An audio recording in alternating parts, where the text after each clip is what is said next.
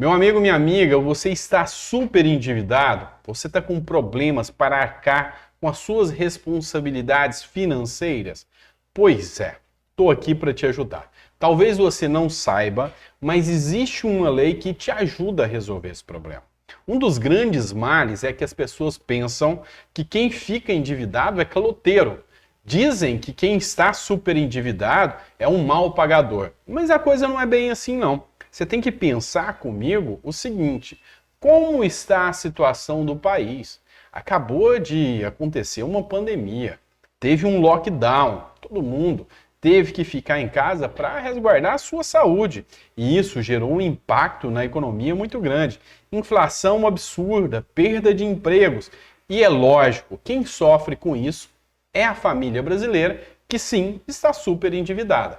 Então, existe uma lei, e eu vou falar para você qual lei é essa aqui nesse vídeo, que pode te ajudar a dar uma pausa nas suas dívidas, a recuperar o crédito para você, igual já existe com as empresas.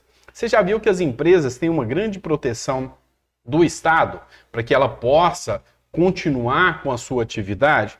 Pois é, o Estado resolveu ter consciência e manter você agora, CPF, pessoa física, com crédito no mercado para que você possa, enfim, continuar no comércio, no mercado, exercendo as suas atividades. E é assim que a economia gira. E eu vou te explicar tudo isso nesse vídeo. Mas eu só te peço antes, me ajuda numa luta que a gente já está há 3 anos. Eu estou lutando para criar uma bancada do aposentado, do pensionista e da pessoa com deficiência. A pandemia mostrou o quanto essas pessoas foram esquecidas pelos nossos governantes. Então me ajuda. Eu sou candidato a deputado federal, meu número é 7744 por Minas Gerais. Deixa eu liderar essa bancada e fazer com que as pessoas voltem a ter crédito e fazer que o aposentado, o pensionista, passe a ser valorizado. Eu conto com você e agora eu vou trazer as informações para vocês. Eu trago para vocês agora uma lei super importante. E eu estou falando da Lei 14.181, de 1º de julho de 2021. Talvez você nunca viu falar nessa lei, mas essa lei é a lei que trata do superendividamento. Então, ela altera o Código de Defesa do Consumidor, altera o Estatuto do Idoso, por isso que você viu a foto do idoso aqui, tá? Ela também altera o Estatuto do Idoso e ela trata do tratamento do superendividamento. Quem é a pessoa superendividada?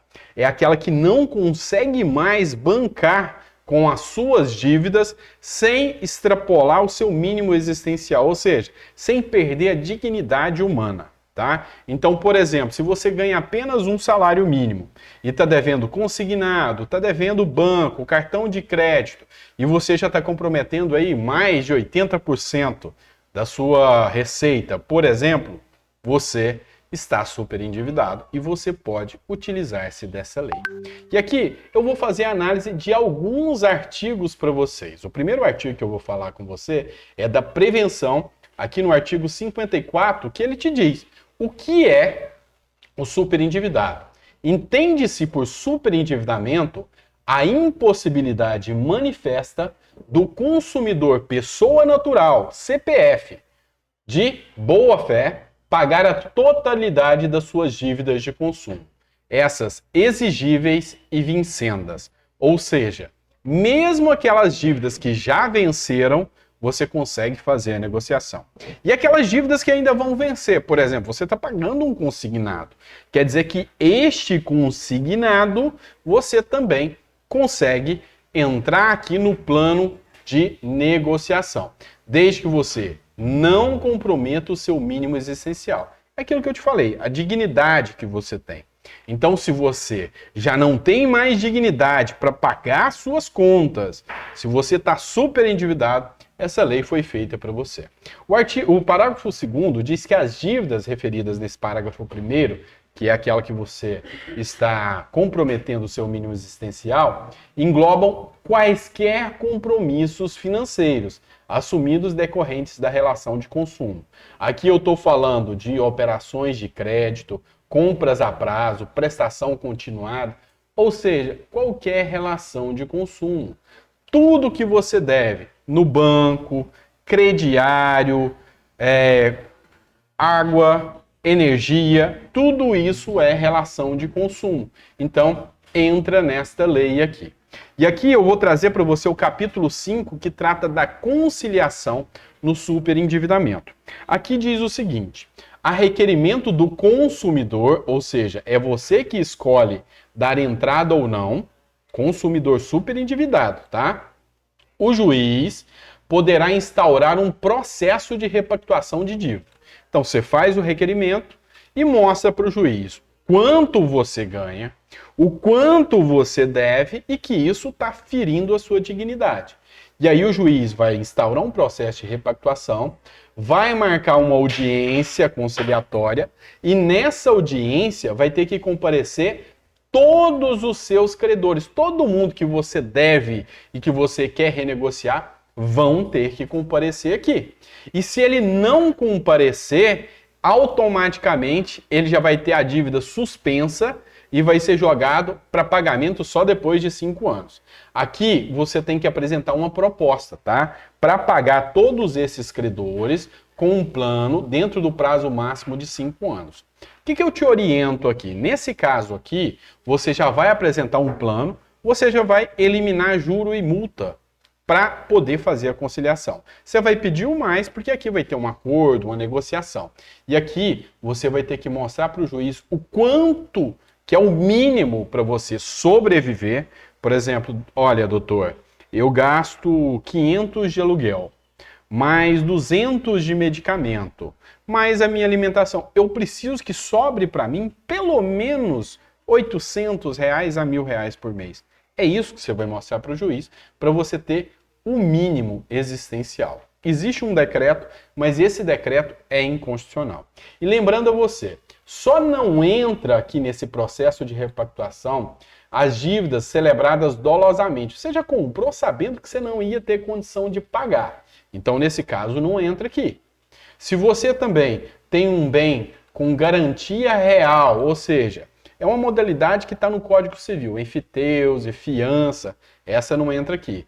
Nem financiamento da casa própria, imobiliário, e nem crédito rural. Se você é produtor rural e comprou a terra, aqui você não consegue negociar. Aqui, no artigo 104A, é interessante. Você vê que ele reforçou aqui que esses bens não entram, tá bom? Já aqui, no parágrafo 2º, ele é bem claro. Ele disse que o não comparecimento de qualquer um dos credores, tá? Então, você entrou com um pedido de repactuação, mostrou, eu devo a Light, eu devo a CEMIG, eu devo água, eu devo o banco X, o consignado X, o cartão X, mostrou, deu os endereços e os nomes para esses credores serem citados e eles não compareceram. O que vai acontecer? Eles serão automaticamente, terão a exigibilidade suspensa, ou seja, eles não vão poder cobrar o débito de você. E vai interromper tudo quanto é juro sobre esse contrato, juro de mora, tá? E vai obrigar o plano de pagamento da dívida da forma que você propôs, é o que a gente chama de revelia, tá? E primeiro vão receber os que compareceram ao pagamento. Você pode fazer um plano de até 5 anos, e quem não compareceu só começa a receber depois que aqueles que compareceram receberam. Então, se o credor não comparecer, para você é lindo, tá bom? Artigo 104b. Se não houver êxito na conciliação, ou seja, você tentou e não teve acordo em relação a quaisquer credores, o juiz, a pedido do consumidor, vai instaurar um processo de superendividamento. Agora é o que a gente chama de processo contencioso, tá? E ele vai pegar todos os contratos, vai fazer um plano judicial e vai mandar citar todos os credores, tá? Que não integraram o acordo. Quem não quis fechar acordo vai agora para o judicial e quem define é o juiz. E aqui está grande pulo do gato. No parágrafo 4º, fala que esse plano judicial compulsório que o juiz apresentar, ele vai assegurar aos credores, no mínimo, o valor do principal devido. Ou seja, ele vai eliminar juro e multa sobre o contrato todo. O que por si só já é uma grande vitória, né? Mas ele vai simplesmente corrigir monetariamente, e isso é bom, tá? Porque ele vai manter pelo menos o valor atualizado de acordo com a inflação. E vai prever a liquidação total da dívida num plano de pagamento de no máximo 5 anos. Ou seja, você vai negociar, você vai tirar juro, vai tirar multa, vai eliminar tudo isso e vai ganhar 5 anos para pagar.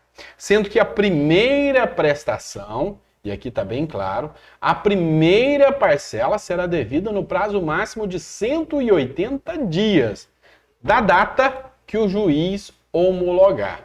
E essa homologação, às vezes, o juiz pode levar 2, 3, até 6 meses. Ou seja, você vai ter 2, 3, 6 meses e mais 180 dias. Ou seja, você pode ganhar um bom prazo aqui, sem juros, sem multa, para começar a pagar. O restante desse pagamento vai ser em parcelas mensais iguais e sucessivas. Principalmente naquele tipo de dívida onde você chega num limbo e você não sabe quando é que você vai quitar, se aquilo algum dia vai ter fim. É aqui que você consegue resolver esse problema, consegue achar a solução.